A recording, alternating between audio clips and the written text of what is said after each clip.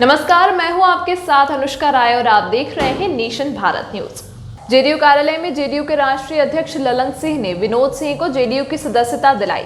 इस मौके पर विनोद सिंह ने घर वापसी बता चिराग पासवान को गिरोह वाली पार्टी बताया। वहीं इस मौके पर ललन सिंह ने विनोद सिंह की घर वापसी बताते हुए तेजस्वी यादव पर जमकर हमला बोला और नीतीश कुमार के कार्यकाल को स्वर्णकाल बताया।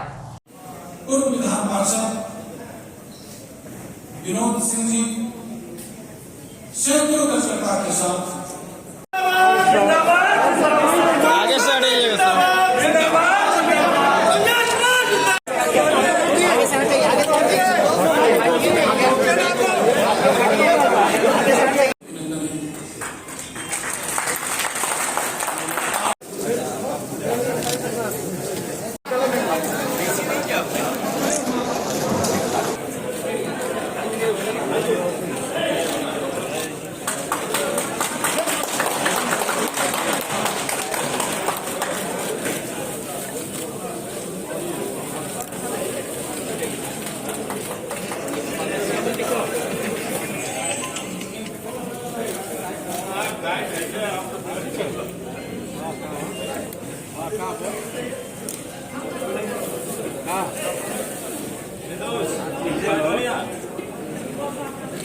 समता पार्टी के देखे।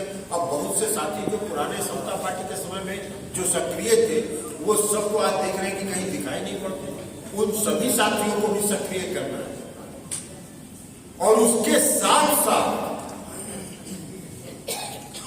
नए नौजवानों को भी पार्टी के साथ जोड़ना है, इसलिए कि आने वाला भविष्य नौजवानों का। और आज से अगर नौजवान नहीं जुटेंगे तो पार्टी का नेतृत्व जो आज के नौजवान है कल वो पार्टी का नेतृत्व संभालेंगे। तो इसलिए नौजवानों को भी जोड़ना है। अब पुराने लोगों को सक्रिय करके नौजवानों को अगर जोड़ना है तो उसमें सामंजस्य होगा। सामंजस्य ऐसे होगा कि पुराने साथियों का अनुभव, उस अनुभव का लाभ लेकर नए साथी जो नौजवान पार्टी के साथ जुड़ेंगे उनमें समर्पण का भाव, नेता के प्रति समर्पण, जनता दल यूनाइटेड के प्रति समर्पण।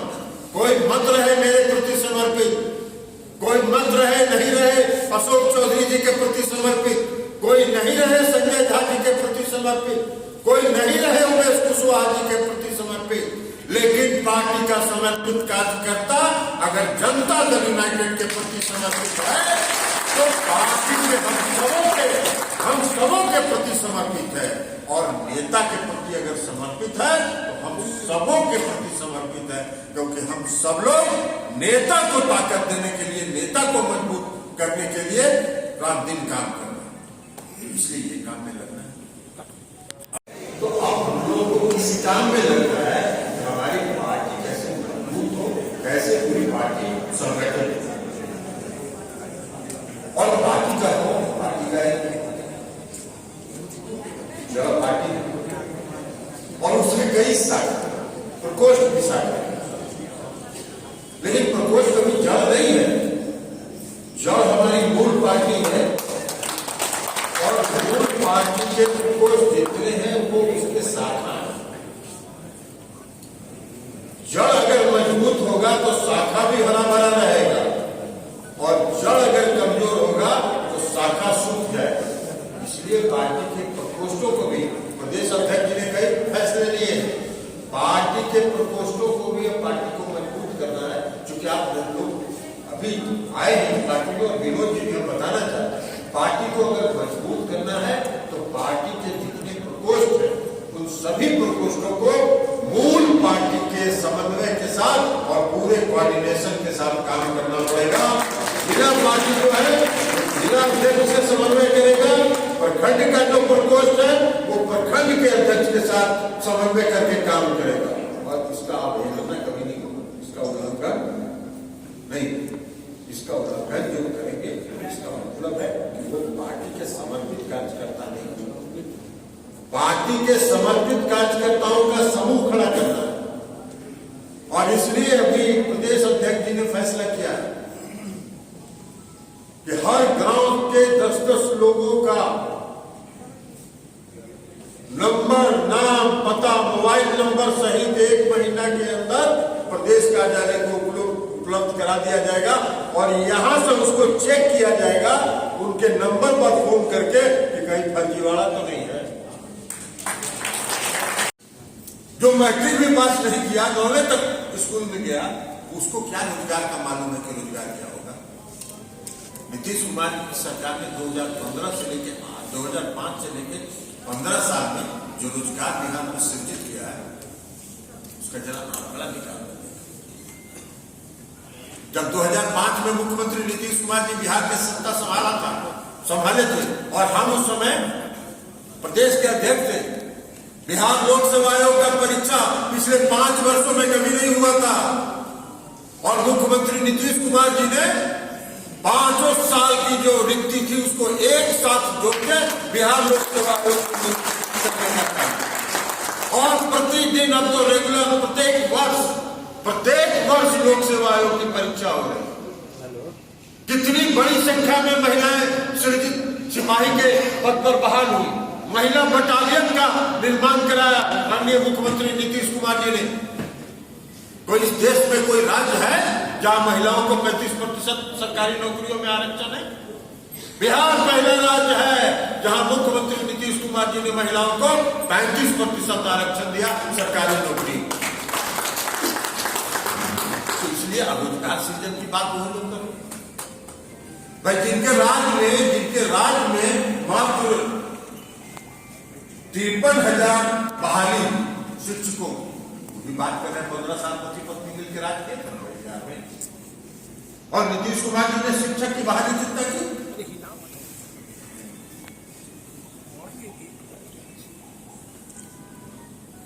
3,49,000। कहा 53,000 और कहा 3,49,000। 3,49,000 नौजवानों को रोजगार तो मिला है।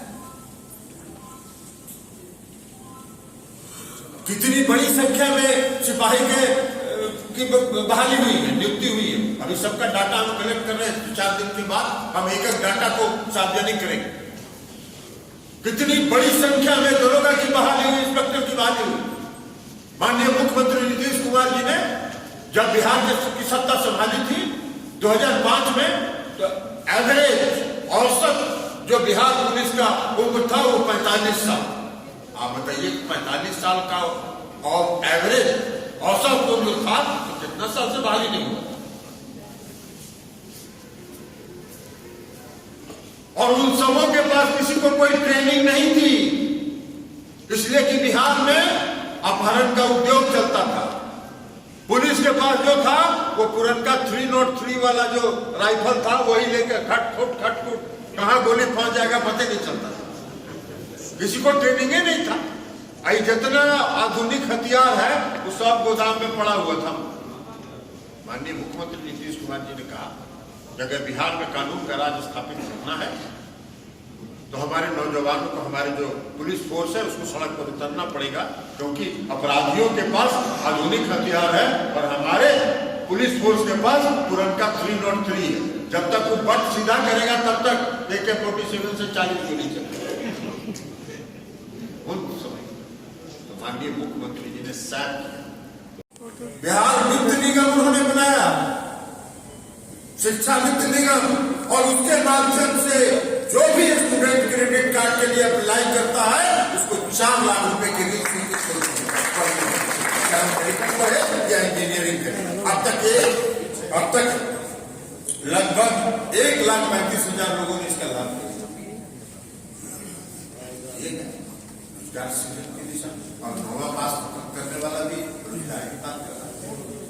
नौजवानों के बीच भ्रम फैला रहा है। हम सब लोगों को सजग रहना है और हम सब लोगों को ये बताना है नौजवानों को कि बिहार में रोजगार सृजन के दिशा में जो मुख्यमंत्री नीतीश कुमार जी ने काम किया 15 साल में, 15 साल का काम कार्यकाल एक तरफ रख दीजिए और आजादी के बाद से 2005 तक का कार्यकाल एक तरफ रख दीजिए। नीतीश कुमार जी का पलड़ा भारी रहेगा। अभी तक के लिए फिलहाल इतना ही। खबरों के साथ बने रहने के लिए देखते रहिए नेशन भारत न्यूज।